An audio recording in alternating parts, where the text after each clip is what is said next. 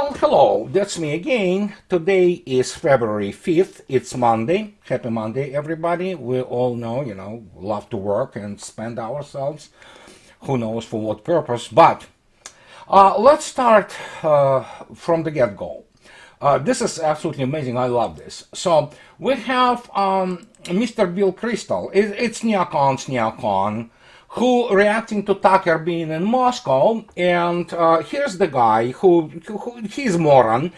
Practically most of the neocons, well, not most, all of them pretty much, are morons. They are, credentialed cretins, most of them, who cannot run anything. They especially cannot fight war. And now look at this. But perhaps we need a total and complete shutdown of Tucker Carlson re-entering the United States until our country's representatives can figure out what is going on.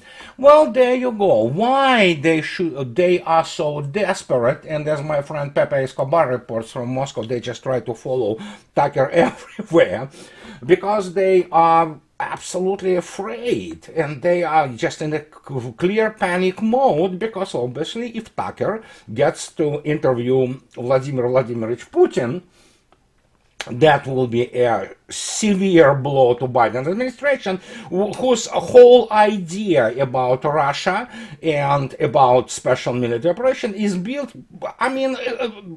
fundamentally built on lies. There's nothing more to it than just lie after lie after lie. So, and then suddenly, guess what? You get to compare this guy who is lost in space and time and who doesn't remember his own name probably by now, and who is nothing more than a puppet, basically being controlled from the bunch of the said neocons in the Biden administration and Obama's from the behind the scenes.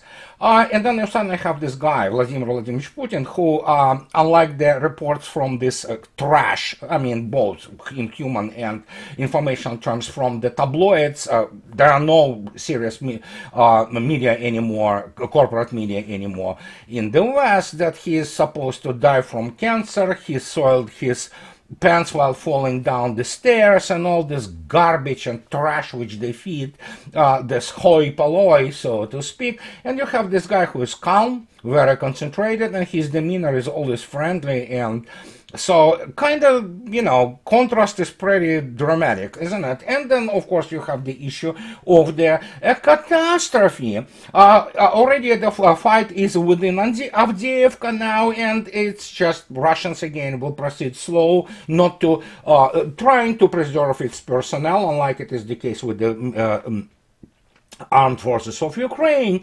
And then, of course, if that hasn't been enough, among all those unstopped humiliations, you have this, for example. You know what? It's just ridiculous now. This is Irish news, and everybody now reports on that yesterday Royal Navy aircraft carrier canceled sailing after propeller issue. It is HMS Queen Elizabeth, and it will be replaced by the other, obviously, HMS Prince of Wales. And it was cancelled at the last minute after an issue with the propeller shaft was spotted during final checks. So, and this is, it is humiliation, all right? Because this whole soap opera with those carriers is just non-stop. They all have the issues with the main shafts. I believe they have issues with the couplings there. So, and then again, what they are really, they're nothing more than the fat floating targets against the serious enemy. They probably still can do some things like bomb people who do not have air defense, but that's about it. And then you have this New York Times propaganda. They are suddenly talking about, again, they continue to spread this yesterday, and they talk about it from the position or from the information and so-called analysis of this so-called Institute for the Study of War, which is top bottom amateurs. Even when you talk about Mr. Petraeus or Mr. King, who wouldn't, and I am not exaggerating actually when I say they wouldn't know how to command regiment under real combat conditions. They just like that. And that's what they say. For the moment, Russian forces are achieving only marginal gains despite pouring enormous amounts of resources into their winter offensive. No, Russians don't pour enormous amounts of the resources, of course, because Russian forces are fighting with about 10 to 15% of the combat capabilities of Russia, and the scope of Russian losses was evident in the field of ruined armor and the broken bodies of soldiers littering snow-covered field. Well, yeah, that they talk about obviously armed forces of Ukraine, not Russians. But again, you have to understand. This is New York Times. This is Institute of the so-called Study of War. They learn nothing. They are morons there, and I'm not exaggerating. That's what they are. They will not be able to hold conversation to the real colonel level officer operator from Russian General Staff. They will be humiliated and shown amateurs, which they are. And then you have, you have this situation, which is Larry, my good friend Larry Johnson, says about this plan, so to speak, from British, who cannot freaking deploy even enough ships to escort their, malfunctioning aircraft carrier. And so what you have about this plan, remember that they need to send expeditionary force. And Larry answers here that with regards to your first question, this is a fantastical delusion on the part of Brits and has no foundation in reality. But just because the Brits are insane doesn't mean Russia can ignore them. It is a serious proposal, but the British army is a hollowed out shell. It is 1/5 the size of the force rescued from Dunkirk in World War II. The British Army's toothless, bedraggled poodle can't even deliver a serious bark, much less bite. In response to your second question, yes, NATO is desperate to prevent Russia from securing all territory to the east of the Dnieper River. Up to this point now, NATO countries have enabled the criminal activities of Ukraine and have not suffered any consequences. I believe they interpret Russia's failure to respond as a sign of weakness. Yes, because basically they are uncultured people, they don't have class or honor, and they judge everything by themselves. They project their basically echo chamber so-called reality, quote unquote. And this is what Jacques Baud actually comes in and he explains that in his latest book, that what I've been on for years and years and years, knowledge of the Russian system by our so-called military experts is extremely fragmentary and tingled with prejudice. From the Russian side, this is a considerable advantage, as these experts, quote unquote, tend to constantly underestimate Russia's capabilities. In fact, this is a major part of the explanation for Ukraine's defeat by Russia since February 2022. From the point of view of our staff, these experts are very dangerous because they distort our thinking and lead us to the wrong conclusions. Well, it's not, it's already fait accompli, basically. We don't have to even go and discuss that they led West to the catastrophe.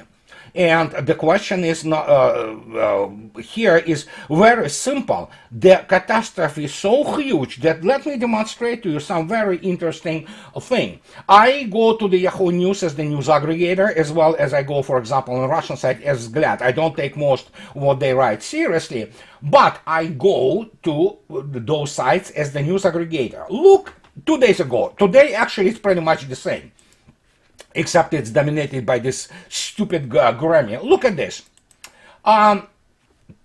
If you look attentively what is highlighted in trending now, let's take a look what was highlighted, what was trending 2 days ago. Groundhog Day, Eric, whatever the name, Donald Trump, Nigeria versus Angola, whatever, Darius Rucker, I have no idea who he is, Jennifer Grumble, I have no idea who she is, Clearwater Plain, whatever, the disaster, I think, Justin Sullivan, have no idea what he is, asteroid near Earth, Bruce Springsteen.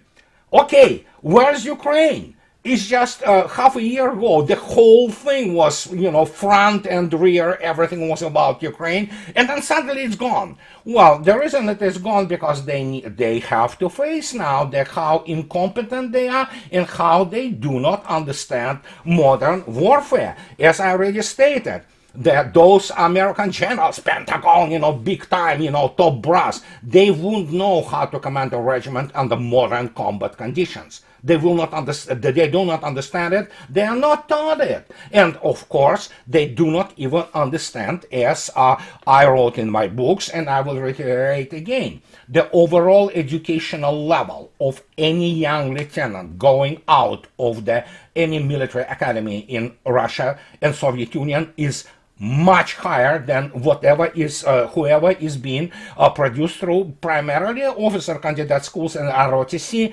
and it's still higher than whatever the grades and degrees they get from the service academies in the United States, be them Naval Academy in Annapolis or let alone West Point. It just simply incomparable in terms of the academic load, which is, basically Russian officers are, subjected to. And of course, it involves a much greater emphasis on the tactical and operational issues, apart from the fact of having necessarily engineering degrees. And that brings us to one very important thing. People ask me, how can we really view this thing? Why Russians think like that?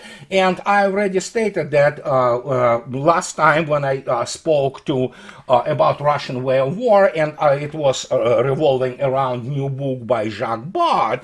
Well, let's go to one of very few people who at least tries to understand and does it well. It's Lester Grau. And he is lieutenant colonel, he a military interpreter, and he studied Soviet Union and Russia for decades. And here it is. For example, if you take a look at the front of this page, so look at this. What he says is this. Pre-Soviet and Soviet development of strategic decision models. He's talking about, of course, what I've been preaching here for now years in my videos. It is the Russians have a long history of developing the mathematical determination of combat. Beginning in the 1850s, military war games employing rudimentary mathematics were part of the training of general staff officers. And so he talks about, by the outbreak of World War I, prominent military and civilian writers were mathematizing the theories of modern combat.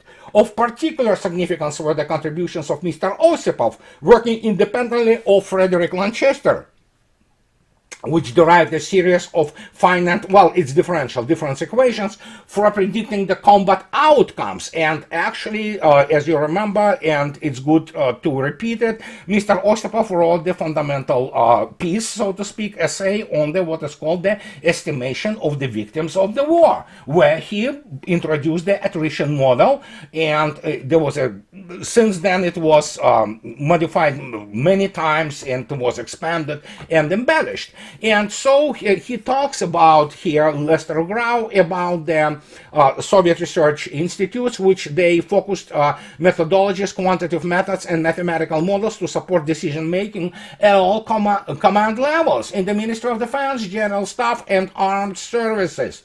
Automation of command and control for the higher level staffs and field units was particularly important. And look at this, what they were developing. A system of models and mathematical methods to support planning strategic nuclear strikes and evaluating the results. Then, of course, system of mathematical models to forecast the course and outcome of conflict in theater of operations, front and army operation, and tactical combat of ground force divisions, air defense, and aviation.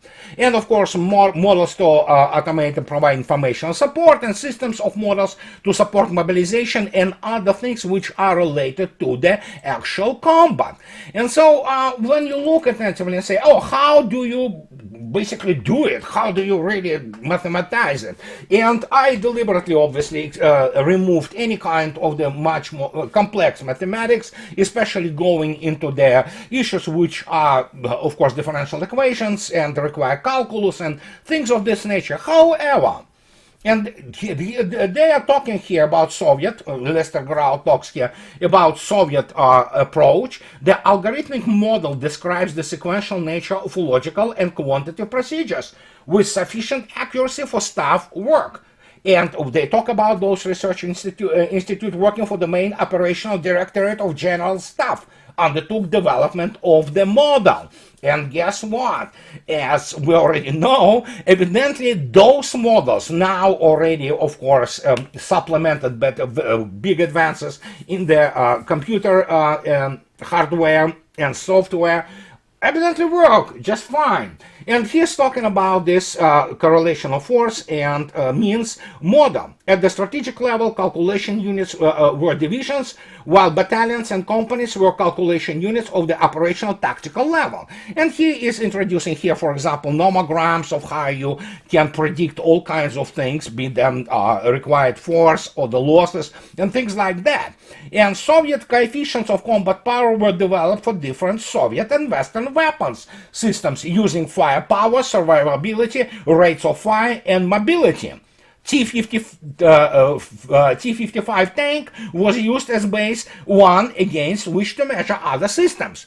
And it was in the Soviet times. And what do we have here? And this is correlation of force and means. This is, for example, so to speak, the yardstick. If you look attentively at the left table, that T-55 plus combat potential was calculated as 1.00, and then you can see yourself, there are a number of examples here, as you can see yourself, T-55 compared to M60A3 as with M60A3 having a much larger, almost 1.5 times, 1.4 times larger combat potential. But then of course you go to the T-64A and Leopard 1A4, you see yourself that they are about the same combat potential. Then you go to the T-80 improved, and whatever was the MBT-80 the project, so it was much more superior. And basically a T-80 improved tank had the combat potential which was 2.8 times larger than that combat potential of the T-55. And you just can go through those coefficients and transfer coefficients if you wish, and you will see yourself how they compare to all this kind of the hardware was compared then. But then of course you go into the much higher level, so to speak, and you already see yourself the comparison and what coefficients essentially of the Soviet and NATO divisions. For example, if you take a look at motorized rifle division with the T-55s and BMPs, which was accepted as 1.0, you will see yourself that it compared very favorably to US infantry division, 0.86. But then of course you have there, for example, motorized rifle division at T-62 and BMP. It obviously had this lesser combat potential compared to US Armored Division, 1.04 against 1.23. Same goes for Motorized Rifle Division T-64A and T-72 BTRs, and with BTRs, and FRG being Federal Republic of Germany, Bundeswehr, the times when Bundeswehr was a serious force. As you can see yourself, Motorized Rifle Division had lesser combat potential than, for example, Motorized Infantry Division of Bundeswehr. And so these were those coefficients which allowed you to navigate yourself through the issue, not only just purely analytical comparison of things, but also to plan them. And this is just one of the examples. Later on, for example, Russians began to use the T-72A tank and its combat potential when comparing armored divisions. Today, of course, you have to understand that all those, what I'm talking about constantly, those data sets which Russians get through the special military operation, all those mathematical expectations which are weighted averages in terms of the combat potential of weapon systems and the units, tactical and operational units or formations, suddenly you have this treasure trove of data, which allows you to hone those models and to introduce internalize them for the operational planning. This is, we now can say with the complete confidence, not the case in NATO militaries. They have no clue how to plan modern operations, precisely because even if you get those advisors from, let's say, Pentagon or CIA officers, very few of them are actually in the battlefield. They gather information from the, obviously, armed forces of Ukraine, which are decimated every day. The slaughter in Avdiivka and elsewhere is just absolutely horrifying, and Russians moving quite a bit actually in the Kharkov oblast. So when you look at this, I mean, they still don't get this. They can count, for example, some data like movement also of the some divisions or regiments or brigades using of obviously advanced American ISR complexes, but they still do not have this data. The data which the armed forces of Ukraine provided them, as it turned out, and we now know, is a complete trash. You cannot trust it in any way. For example, that is why this shock from the performance of Russian air defense systems. As Mr. Bott says, and I wrote 3 books on that, they have no clue what they're dealing with. They actually don't have a reference point. You cannot have reference point when you compare Patriot PAC-3 and when you compare with something S-400 or S-300V4, which are constantly combat engaged to a dramatic efficiency. So, and this is just one part of this issue. And so we go to this now, yeah, COFM, Russian Tactical Correlation of Forces. Pay attention, tactical. Means of computation updated for modern equipment and capabilities. This is again written by Mr. Lester Grau and Clint Rich. And this is the article which was in the, I don't remember really when was it, not when. It was published in 2021 prior to the special military operation. But as you can see yourself, for example, if you go, and that's what I was talking about, you already have suddenly calculations use the combat potential of T-72A tank. All other weapons and equipment, ours and foreign militaries, such as tanks or other makes, BMPs, anti-tank weapons, and so on, are compared to the combat potential of the T-72A tank under the conditions of direct engagement, equal conditions. So, and as you can see yourself, combat potential of weapons of foreign militaries, if you take T-72A as the basis, you can see yourself, even M1 Abrams is highly ranked, 1.47, and then M1A1 Abrams is 1.87, M68 2.6. So you look at this, and Leopard 3, I don't know, we have Leopard 3, but they were talking about future model or whatever, 2.8. Funniest thing, that's the whole thing. This was created before the special military operation. Guess what? Now, when you look at those tables, you will see yourself that those coefficients for the Western equipment will go down dramatically. And this is the thing which what creates this panic in Pentagon, creates the panic in U.S. military-industrial complex, because, well, as it turned out to be, you know what, those data sets they were presenting and showing how great those tanks are or how great those air defense complexes are, no, they haven't been great at all. It was a dismal performance across the board, across the whole spectrum of the hardware of NATO, be them Challenger 2 tanks, be them, let alone those latest Leopards, be them Patriot PAC-3 and things like that. They can still shoot down the civilian IL-76, but that's about it. And when you look at this and you ask yourself, how do they, you know, how did they really count, you know, what the Russian officers do? Well, Russian officers do it this way. For example, level of company or even platoon. And you can take a look at it. This is, first, company doesn't have staff. So what do you have to have in company? Well, you have to have your deputy and yourself to be extremely good mathematically. Nowadays, of course, we have this all basically being embedded in the computer capabilities which any modern Russian company and Russian platoon carry with them. But look at this. The capabilities of a company are expressed through the number of tanks and BMPs. Well, for those people who do not know what BMP is, it's Боевая машина пехоты, which is the combat machine of the infantry, which is, of course, well, you know, IPC type thing in Western militaries. The attack of which must be repelled while maintaining its combat effectiveness. Example goes, for example, without losing more than 50% of its forces and means and retaining command and control. And as you can see yourself, I'm not gonna go and explain to you each formula, but this is actually what is being calculated in terms of the required force.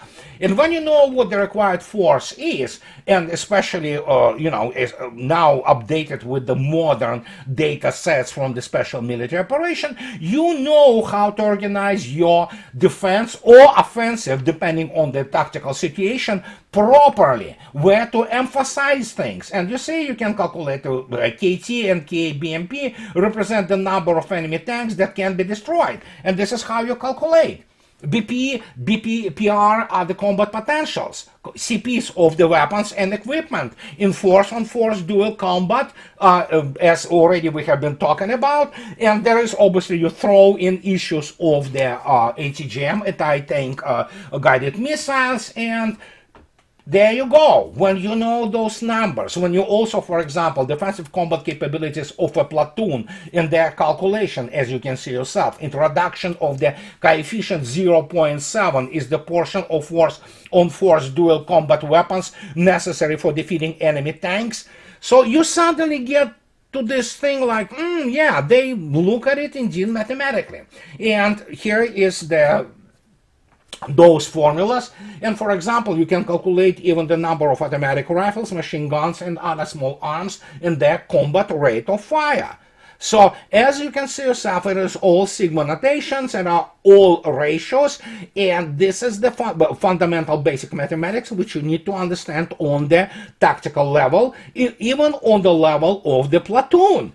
And well, guess what? I mean, we studied that in the Marine, well, it's not Marine Corps, and Naval Infantry Tactics Department. A lot of those things, you know, especially the organization of the tactical actions of the platoon and company level units and subunits. And when you look at this, yeah, that's what it is. This is what you have to own. This is what you have to understand. And this is just a small portion of how you have to look at the combat. Now, that's what is the other thing which many people do not understand. Russians are advancing not only technologically, we already know the technological part. Russians are advancing operationally, strategically, because they have this precious access to the real combat data sets. Western militaries don't. And that is why they are terrified, for those people who understand what it means. It means that the models and methods, tactical and operational, will be improved dramatically even more. And that leaves the Western militaries behind, because when you look at those, as Jacques Bot calls so-called experts, they are not experts. Again, Mr. Petraeus is not expert. None of them is expert.